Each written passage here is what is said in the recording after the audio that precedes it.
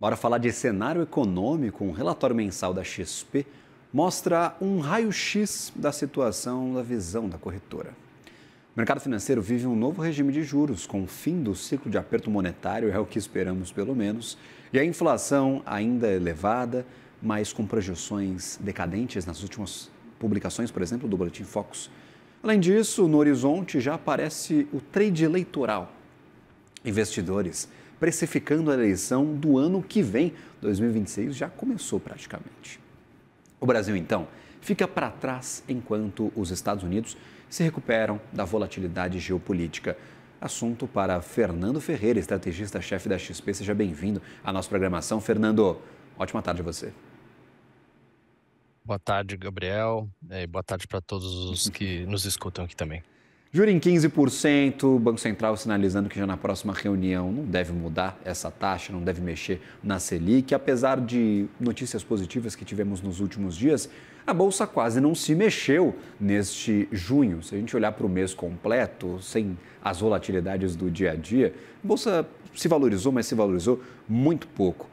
O que vocês estão observando de cenário futuro? Olhando daqui para frente, talvez tenhamos uma vida um pouco mais fácil para ativos de risco, Fernando? Qual que é a perspectiva? Exatamente. No mês de junho, a Bolsa ficou praticamente de lado, né, entre esses 137, 139 mil pontos para o índice Ibovespa. Mas quando a gente olha para o primeiro semestre, foi um primeiro semestre muito forte para a Bolsa brasileira, né, subindo quase 16% em reais, mais de 30% de alta em dólares. E a gente até brincou aqui que foi uma alta que ninguém pegou, né, que ninguém viu, porque a participação dos investidores domésticos em renda variável se encontra nas mínimas históricas, né? Ou seja, os investidores locais mudaram suas alocações muito para a renda fixa, o que faz sentido, né? Dado que a gente tem um nível de juros bastante elevado, em 15%, mas nesse primeiro semestre a Bolsa acabou subindo duas vezes mais, né, do que a taxa CDI, deu quase 200% do CDI nesse primeiro semestre. E a pergunta que fica é exatamente essa que você me fez. E agora, né? Olhando para frente, a gente segue animado com a Bolsa ou não? E a verdade é que sim, seguimos bastante construtivos com a Bolsa Brasileira. A gente tem um valor justo, uma conta que a gente atualiza todos os meses do Ibovespa em 150 mil pontos para o final desse ano. E a gente coloca alguns potenciais que esse número poderia ser ainda maior. Ou seja, se o nível de juros no Brasil cair daqui para frente, esse número pode ser maior do que isso. Se as empresas reportarem lucros mais fortes também, daqui para frente esse número poderia ser maior. Então, de fato, esse regime que você mencionou, Gabriel, dos juros chegando num pico e o mercado já precificando juros em queda daqui para frente, isso para a Bolsa é bastante relevante. Afinal, a gente está observando dados de inflação que têm vindo melhores do que o esperado, os economistas têm começado a revisar as expectativas de inflação para baixo, e isso é bastante poderoso para a Bolsa. Um segundo ponto que nos deixa construtivos olhando para frente é que, em geral, o mercado tende a começar a aumentar o interesse por ativos de risco antes do período eleitoral, entre 6 a 12 meses antes das eleições. Então, olhando para frente, a gente vai entrar nesse cenário onde os investidores tendem a buscar mais ativos de risco, a volatilidade do mercado aumenta e o interesse também pela Bolsa tende a aumentar. Mas o fator principal, olhando para os próximos 6 meses para o nosso ânimo, sem dúvida nenhuma, é a questão de juros e inflação, que tende a ser bastante poderoso para a Bolsa. Então a gente segue otimista olhando para frente para os próximos 6 meses. Perfeito. O Banco Central, na sua comunicação deste mês, o Fernando, evitou cravar que é o final do ciclo de aumentos de juros, apesar de o mercado inteiro apontar para essa possibilidade, que nós tenhamos este juro máximo em 2025 de 15%. Caso nas próximas comunicações ele seja mais categórico, falando, gente, é isso aí, 15%, a gente conseguiu atingir nosso objetivo, vamos só manter essa taxa mais alta. Este movimento se acelera, na tua opinião? O mercado vai começar a precificar ainda mais o ciclo de queda de juros, olhando 2 passos na frente?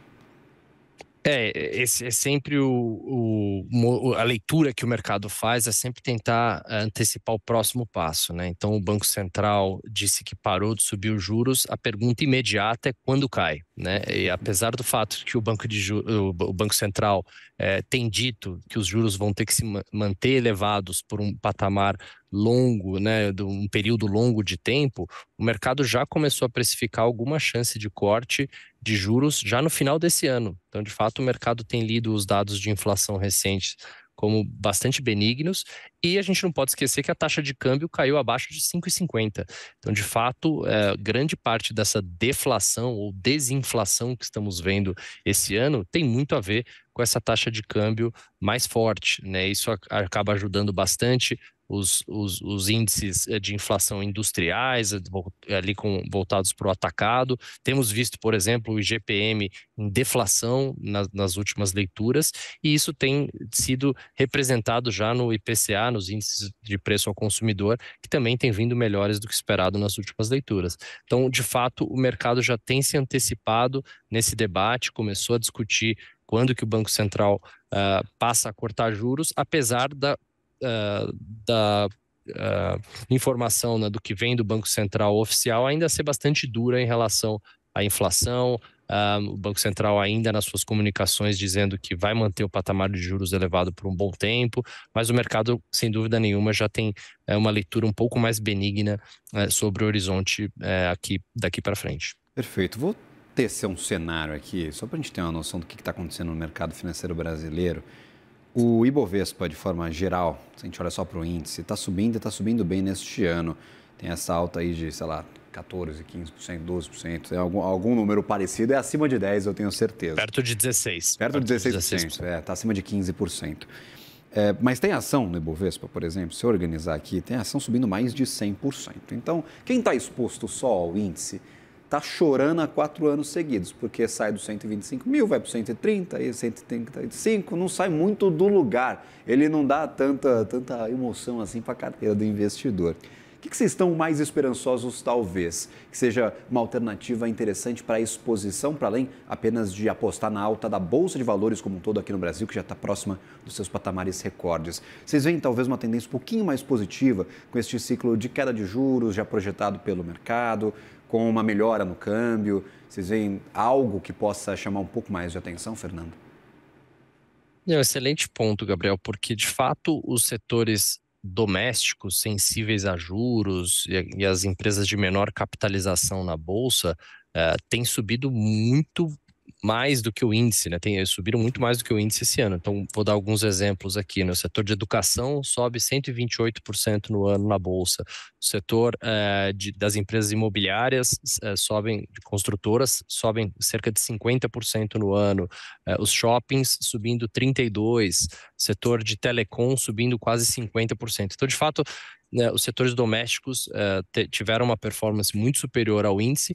E, por outro lado, vimos as exportadoras, as empresas de commodities e as empresas ligadas à taxa de câmbio, que têm receitas em dólares, indo mal nesse primeiro semestre. Então, o setor agro caindo 12%, papel e celulose caindo 18%, petróleo caindo 6%. Então, de fato, o índice, como ele tem um peso grande em commodities, né, quase 1/3 do índice Ibovespa são as commodities, ele acabou ficando com uma performance inferior ao, por exemplo, o índice de small caps. Quando a gente olha o índice de small caps, dessas empresas menores que são naturalmente mais ligadas à economia doméstica, esse índice subiu 25% nesse primeiro semestre. E é contraintuitivo isso, porque de fato os juros subiram nesse primeiro semestre e bateram 15%. Então, não era de se esperar que os papéis domésticos tivessem uma performance tão forte assim em um cenário de alta de taxa de juros. Mas o que aconteceu? A gente viu esse cenário do câmbio apreciando bastante ao longo do ano, o dólar está muito fraco no mundo todo, não é só aqui no Brasil que o dólar perdeu força, isso é um movimento global que aconteceu nesse primeiro semestre, e isso acabou ajudando a desinflacionar bastante as economias no mundo todo, principalmente em mercados emergentes, e isso acabou beneficiando muito esse cenário de juros olhando para frente. Então fica um pouco contra-intuitivo imaginar que num cenário que o Brasil subiu juros no primeiro semestre, os melhores papéis da Bolsa no primeiro semestre foram justamente os papéis domésticos. O que a gente recomenda por aqui é uma carteira diversificada em vários setores. A gente segue com exposição aos setores de commodities, por exemplo, as exportadoras, que estão com preços convidativos na Bolsa nesses níveis. Então, a nossa recomendação não é ir atrás apenas desses setores sensíveis a juros, mas de fato as nossas carteiras elas estão com uma alocação um pouco maior do que o normal nos setores domésticos e que podem se beneficiar desse cenário de juros chegando num pico e inflação cedendo, de fato tendem a beneficiar mais esses setores domésticos do que os papéis de commodities. História de evitar ficar correndo atrás do rabo. No ano passado, talvez a gente pensasse, Exatamente. 15% de juros, corre para commodities, só isso vai dar dinheiro no Brasil. E aí as empresas de commodities caíram, o resto todo do Ibovespa, as mais expostas a juros, por exemplo, a economia doméstica, dispararam. E agora o pessoal vê 100% de alta, por exemplo, empresas de educação. Eu estava dando uma olhada aqui nas maiores altas do índice Ibovespa. Tem empresa de turismo, empresa de educação, tem uma das mais diversas. Aí corre todo mundo para estas. Aí talvez agora as empresas de commodities ficaram tão achatadas, possam dar algum sinal de vida. Então, é sempre evitar correr atrás do rabo e ficar neste vai e vem, roda a carteira para cá, roda a carteira para lá. E no final das contas não chega a lugar algum, mas tem que ter essa estratégia de alocação para pegar os bons momentos da Bolsa de Valores. Para a XP, eles podem vir aí a partir dos próximos meses. Fernando Ferreira, meu caro, sempre bem-vindo à nossa programação. Lhe desejo uma ótima tarde, um bom trabalho e torçamos para que a Bolsa realmente tenha aí dias melhores pela frente, melhores do que este primeiro semestre, que já foi bem interessante para o investidor brasileiro. Muito bom. Obrigado, Gabriel. Sempre às ordens. Quando precisar, estamos por aqui. Pode deixar, meu caro. Um abraço, até a próxima. Um abraço.